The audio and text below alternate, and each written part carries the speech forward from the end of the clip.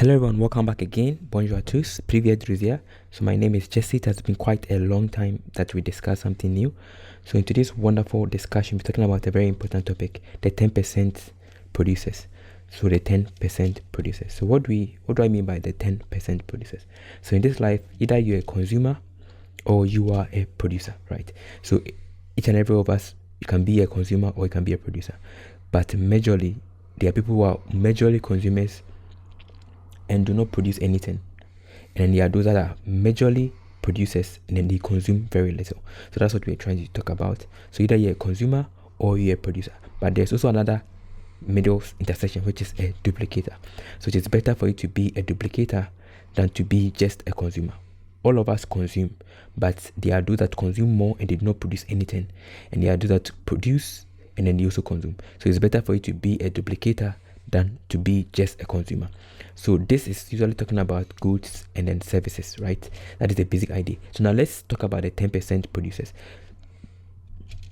So the 10% producers are people that use a particular system for producing. So in this world, the level of profit, the level of benefit, the level of significance you're going to achieve and attain in any aspect of life is determined by your level of productivity, right? How much you're able to produce, how much you're able to contribute to the society. So let's look at it. So either you have materials, right? And they are going to contribute your materials, such as your money, such as maybe your energy, or you have knowledge, right? And you're going to contribute your knowledge to whatever activity that's around.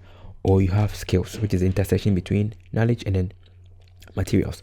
So if you have any of these three things, you can be termed as a producer. And almost everybody has these three things, but very few of us try to see how to convert these things into things that can benefit people, to provide solutions, and then from that you can make profit. So let's see how to be a 10% producer, right? How to be a producer. So if you have knowledge, right, you can convert it to either services or goods, right, or product. So how do you do that? The same way, if you have skills, if you have materials, you can convert any skill, material, or knowledge into either a service or into either a product, right? Most people always concentrate on one aspect. Either they have maybe a skill, they will convert that skill into a service and forget about it. But whatever skill you have, you can convert it into a service. At the same time, you can also convert your skill also into a product. So let's see how to do that. So you can convert your knowledge or your material, that is the basic level, into a service or into a product. So how do you do that? So let's say you have goods, right? You're a farmer, you have planted goods. So you can convert your material that you planted, right, into product. You can go and sell it. So the act of selling that your materials is a service that you are rendering to people.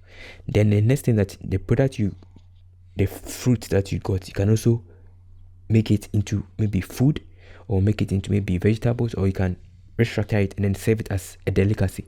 So in that case, that is another product. So whatever material you have, you can offer it as either a service or as a product, and then you can make profit from it. So in the same way, if you have skills, you can also do the same thing. Same way, if you have knowledge, you can also do the same thing. So in case you have knowledge, you can also convert your knowledge, what you know in your head, into a service or into a product. So how do I mean by that? So let's say you know how to sew, right? Sew materials, or maybe you know how to speak English, or you know how to speak French or Russian. You can convert that knowledge that you know into a service or into a product. So how do you do that? So the first way is that in case you know how to speak a different language, right, you can be a translator. That is a service. So you can be a translator. The second service can also do that. You can also be a teacher. You can also teach other people how to learn that language or how to learn that particular stuff that you know. That is another service. The other stuff you can also do, which is not just a service, which is a product, is that you can convert what you know into a book, or into a course, or into something that somebody can touch and use, right? So that is the next activity, the next thing that you can do with your knowledge, either as a service or as a product. Then let's talk about skills. So skills too can also be converted into a service and also as a product. Most people think that their skill can only be converted to a service, but your skill can also be converted to a service. Just like knowledge can be converted to a service and as a product, the same way your skill can be converted to a service as well as a product. So let's see an example. So let's say I know something, right? So I can convert what I know into books, and then either it can be ebooks, it can be hard copy book. That is what a product I've built. Again, I can convert what I know into a course, right? I can teach other people as a service. Then that course that is a service can also be converted again into a product. So let's see the cycle. So whatever skill you have, whatever knowledge or material you have can be converted to either a service or a product. And whatever service can be converted to a product, and whatever product you have can also be converted to a service. That is the beauty of it. So let's see that. So for example, let's say you have goods and you have services. Whatever goods you have or product you have can be converted to a service, and whatever service you have can be converted to a product. That is what the big companies are doing. Google, Amazon, and all of those stuff. They are converting the goods they have into services, and then the service they are converting them into goods. So in the IT world, they call something as platform as a service or infrastructure as a service. So infrastructure is just goods, but they are converting it into service. So in case you want to create a website or host your website, you have to go and buy your own server, buy all of those things. You may not have the materials, right? But these people have the materials, and then what they are doing is that they are serving these materials as a service to other people, so that people can rent, people can hire. So that's another way of converting your goods. Let's say you have a home, right? You can convert your goods into a service.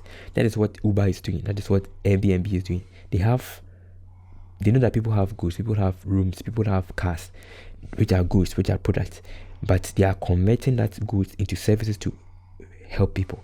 They are making people rent their goods as a service, and then they are generating money. So that's a very nice concept that you can also think about in whatever thing you are doing, whatever goods you have, whatever service you have, whether it be knowledge, whether it be skill, whether it be materials, you can convert them from goods to service and services to goods. So let's see. So you can convert your goods to services, you can convert your services to good. That is the cycle of it. So very, very, very beautiful.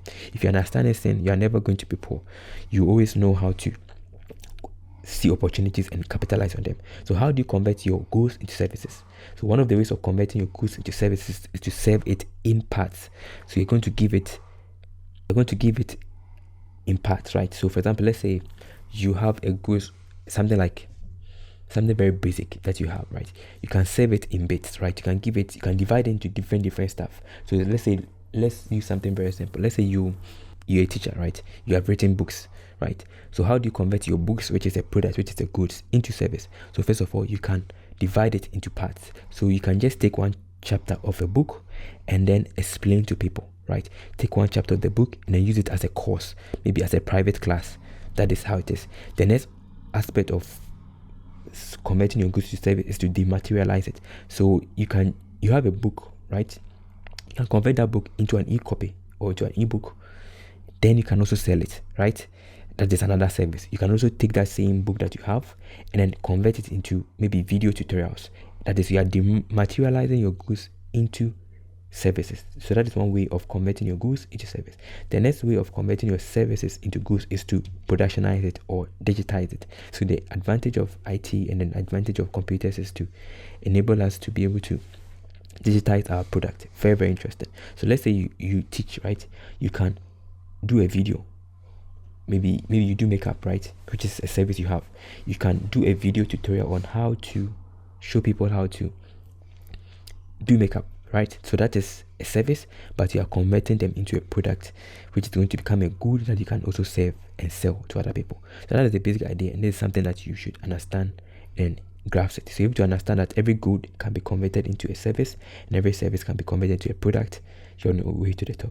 So I hope you have learned something. So thank you, and see you in the next session. Stay blessed.